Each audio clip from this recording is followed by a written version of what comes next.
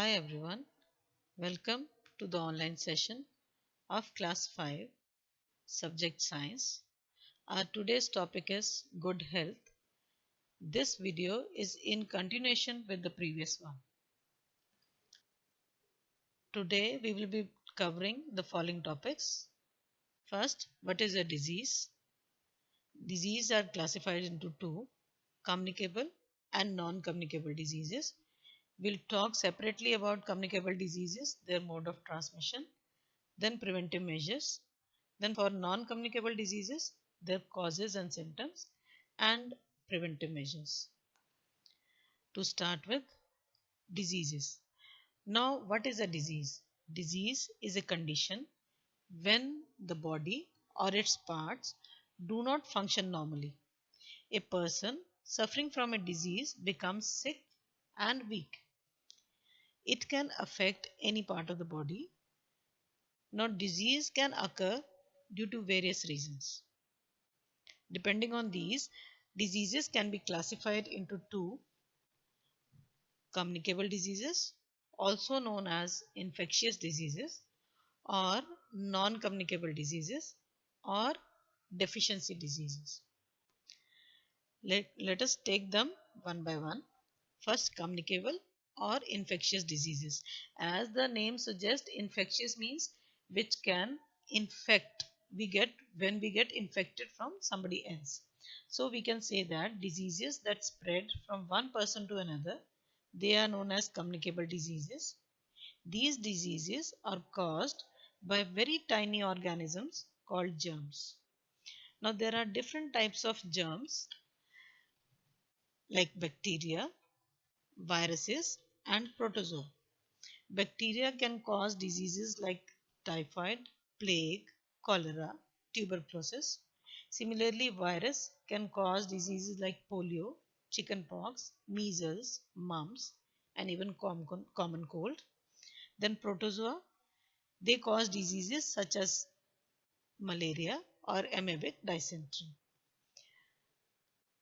Now we will learn about how these communicable diseases they get transmitted, means how they get transferred from one person to another. What are the modes of transmission?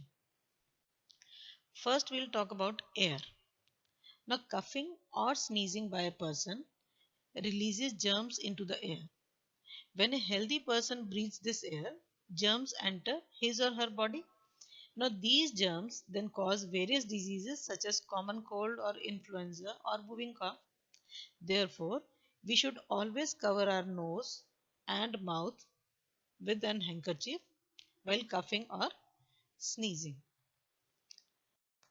Second is infected food and water. Sometimes the food and water may be infected by the germs. It is mainly when the food is kept uncovered. When germs carrying flies sit on our food, they pass the germs to our food. When we eat this infected food, we fall sick. Similarly, drinking impure water can also make us fall sick. So, cooking and eating food with dirty hands infects the food and water. The diseases that are caused due to this are like cholera, typhoid, jaundice. These are commonly spread by consuming infected food and water. Next one is insect bite. Now, some insects suck blood, as we all know, like mosquito is a common example. When a mosquito bites a person suffering from malaria, it sucks blood that contains malaria causing germs. When this mosquito bites a healthy person, the germs are passed on and infection spreads.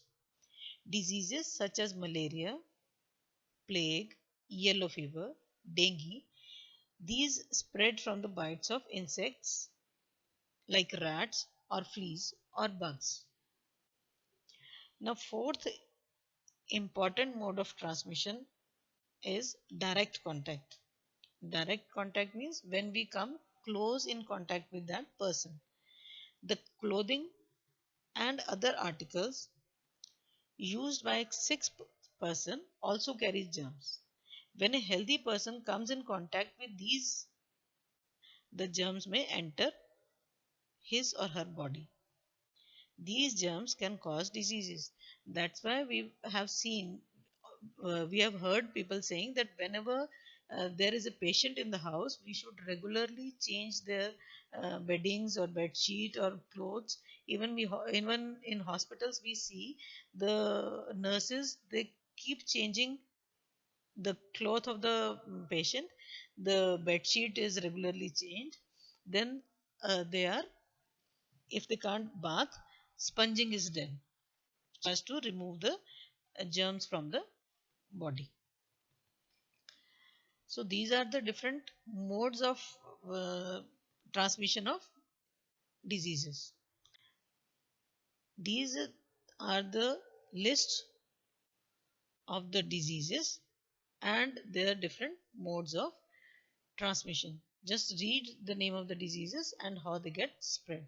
So we should be very cautious while eating street food or the while drinking water from outside. We should be very careful.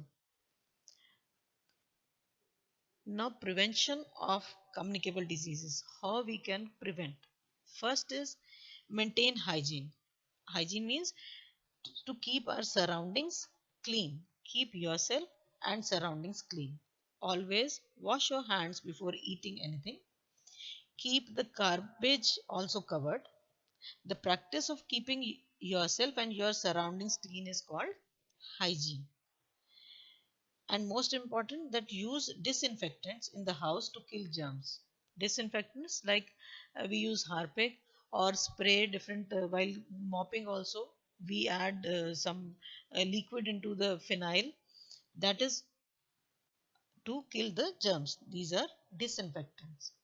So they bathrooms must be cleaned regularly with disinfectants and kept dry because germs may breed in damp and dark places.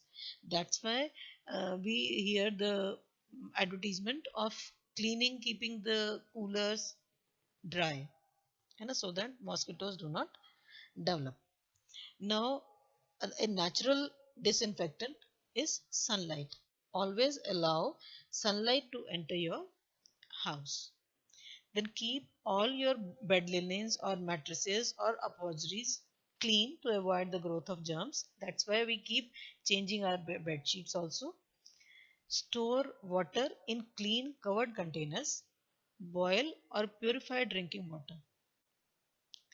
The next point is keep the water coolers dry when not in use. Do not allow stagnant water in pots or drains. Use insect repellents to keep mosquitoes away because mosquitoes breed in stagnant water. Then the last point is that we should use mosquito nets while sleeping to keep away the mosquitoes. I hope till now the topic is clear to you. Then is vaccination. Now, what is vaccination? It is an effective way of preventing communicable diseases. You must have heard whenever a baby is born, the vaccination process starts. It is to prevent the baby from different diseases. There are different vaccines for different diseases. When the vaccine of a particular disease enters our body develops capacity of killing the germs of that disease. So we develop resistance to that disease. That's why the person is vaccinated. Now there are few terms related to this, like epidemic. Now what is epidemic? Epidemic is widespread occurrence of infectious diseases at a particular time. This is known as epidemic. Nowadays we are suffering with pandemic. What is pandemic? Pandemic is an epidemic that spreads over multiple countries. As we know that this coronavirus, this is spread throughout the world. That's why it is being called as pandemic. Now next part of the chapter is non-communicable diseases. These diseases, as the name suggests, non-communicable means which are not communicated through direct contact. So how do they get transferred? They spread by the transfer of germ. They spread by the deficiency of a particular nutrient in our diet. That's why they are also known as deficiency diseases. Now there are examples like deficiency diseases means the diseases when there is lack of some particular nutrient. I'll explain this with the help of few examples like night blindness. It is caused due to the deficiency of vitamin A. The affected person cannot see properly in dim light. As you can see in the picture given below, the normal vision and the night blindness, how there is a drastic change when the because of this night blindness disease. Now, how we can prevent this? Take a diet that is rich in green leafy vegetables, mango, milk, butter, then fish, eggs. This way we can get more of vitamin A.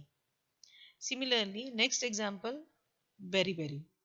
Berry is of two type. One is wet berry and dry berry. Wet berry, it is caused due to the deficiency of vitamin B1. Wet berry, it affects the heart, and dry berry, it affects the nervous system. Now, how we can prevent this? By taking a diet which is rich in unpolished rice, fish, meat, peas, cereals. They are very good for vitamin B1. Then scurvy. Scurvy is a disease that is caused due to the deficiency of vitamin C. The affected person suffers from bleeding of gums and swelling of joints.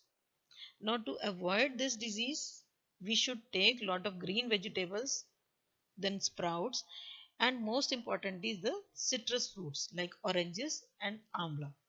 Nowadays also we are consuming a lot of vitamin C to have increase our immunity also. Then next one more example, rickets. Rickets, it is caused due to the deficiency of vitamin D. The affected person's bones become soft and sometimes they also bend as shown in the diagram also. The second one. Now how can we prevent this? This can be prevented by including milk, fish, butter or egg in our diet. Then anemia also. Anemia is another disease. It is caused due to the deficiency of iron. Now what happens in this? The level of hemoglobin in the blood becomes low. So blood does not carry enough oxygen. The affected person gets tired quickly. Now what should we do?